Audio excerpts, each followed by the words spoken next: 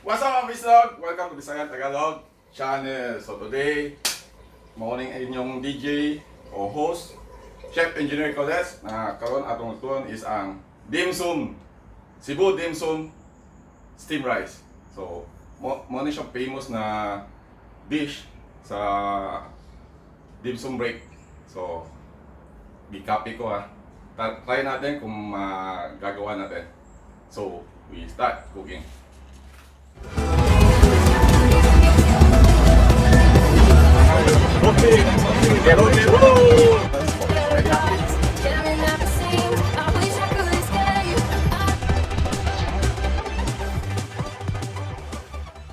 Here's our ingredient for the dimsum steamed rice: ginger, garlic, onion, green peas, sugar, fish sauce, sesame oil, white pepper or black pepper, 1 cube or pork cube, soy sauce, corn flour and flour, shrimp, our pork belly, our rice, and then olive oil and abalone sauce.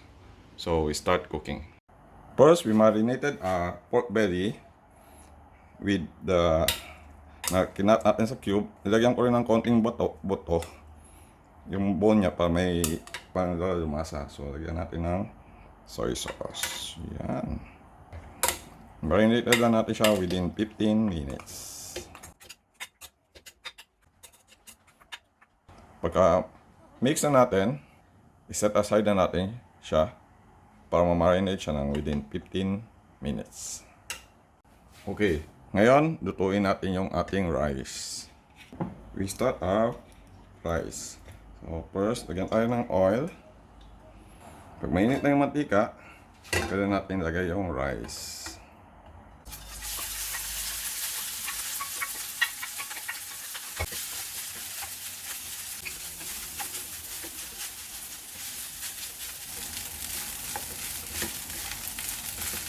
Lagyan natin ng soy sauce para mag-color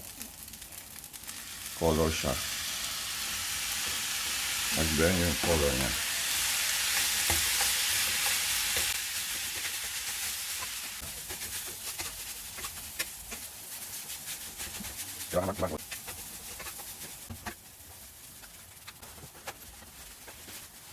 So, luto na yung ating rice. Pwede natin siyang hanguin.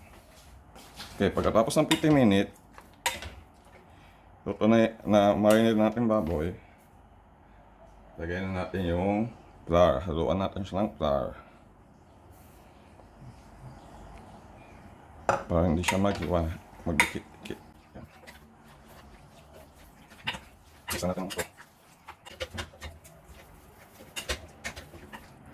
Pag nahalo na natin yan, pwede natin siyang iprituhin. So, we will fry this pork. So, now, lutuin na natin yung pork. Ito yung oil. Okay, we start cooking our pork.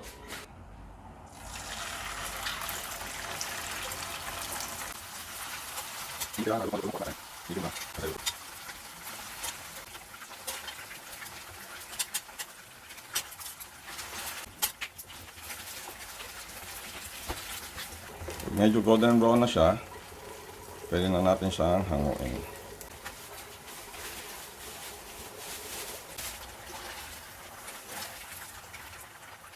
So, pwede natin gisahin ang sibuyas,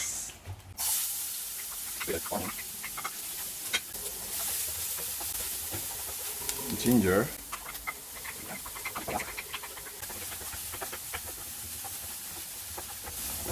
at ang garlic.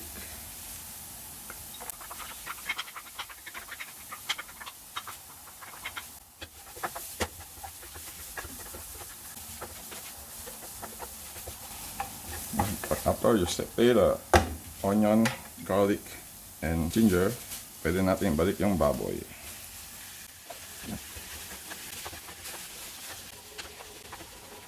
Lagyan na rin natin yung mga bone natin, pampalasa. Kaya naglagay niyan. Steam it for another 5 minutes.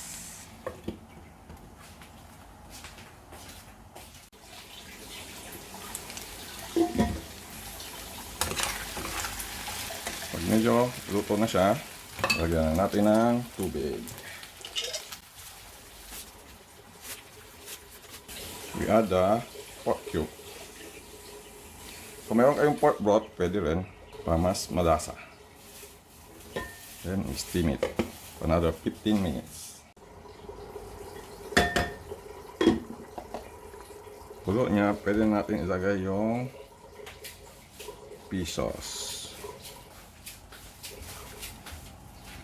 And sugar.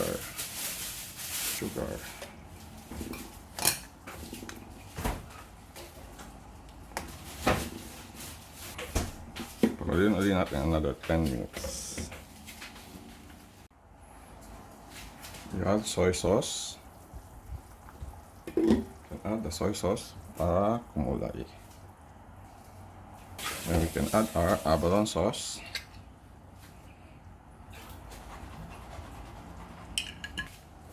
And green peas. Yan.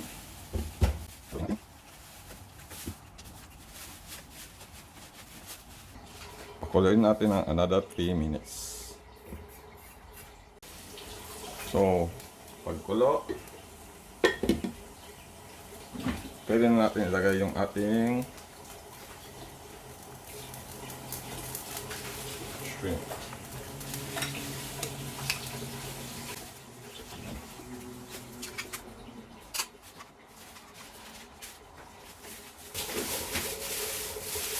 And pakuluin ulit natin ng another 2-3 minutes. So, pagkulo niya, pwede natin ilagay yung corn flour natin na tinunaw para mag-sticky siya.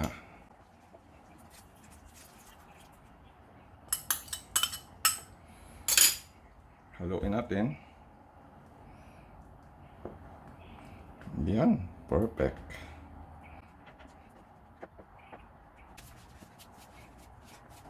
Pagka-mix niyan, pwede natin ilagay ang sesame oil.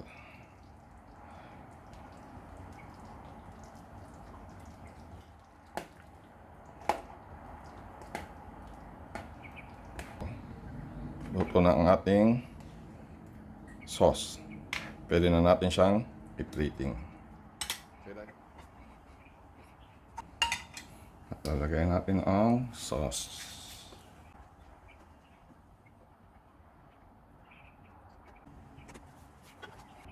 Here's our dish. Cebu Dimsum steamed rice. Kain tayo. So saucy. Perfect. Ang pamilya, pang sport pa. So, for more video, please subscribe my channel, VisLog channel, and click the bell button below for your notification para ma-update kayo sa aking mga bagong video. So, kung gusto niyo magpaluto ng kung ano-ano dyan, just comment down and try natin kung paano natin lulutuin. So, thanks for watching. Bye! Time to shout out to our subscriber, Little JC, Robert Duran, Song Cover, Echo of Korea, Cross Blender, Dream Cherry, Pipet Dragosa, Food and Sound Mix TV, Sheila Love, Isabel Mora, Victor is Life Pro, Sammy Day Poo, Nashka, Jokes TV, Mavi Deeds, Stream from Rian, Joby Panganiban, Kay Naas TV, Arthur Supan, Roy Mix TV, Teresa Damandaman, Victor Cabajo, Sylvia PhD, Mitch Hart 24, Kuliran Gulo Channel, Moment 96, King Mudo TV, Maria Mercedes, Baby Blood, Cindy Ars, Jasmine Galian, Ann Simple Life, Randall Vlog, Venus Mars Vlog, Mihai Vlog, Crescel Vista, Marcel Official, and Late Channel. Salamat sa mga subscribe dyan. Thanks sa mga nag-comment. So guys, don't forget to like and subscribe my channel and click the bell button below for notification. Thanks for watching my VisLog.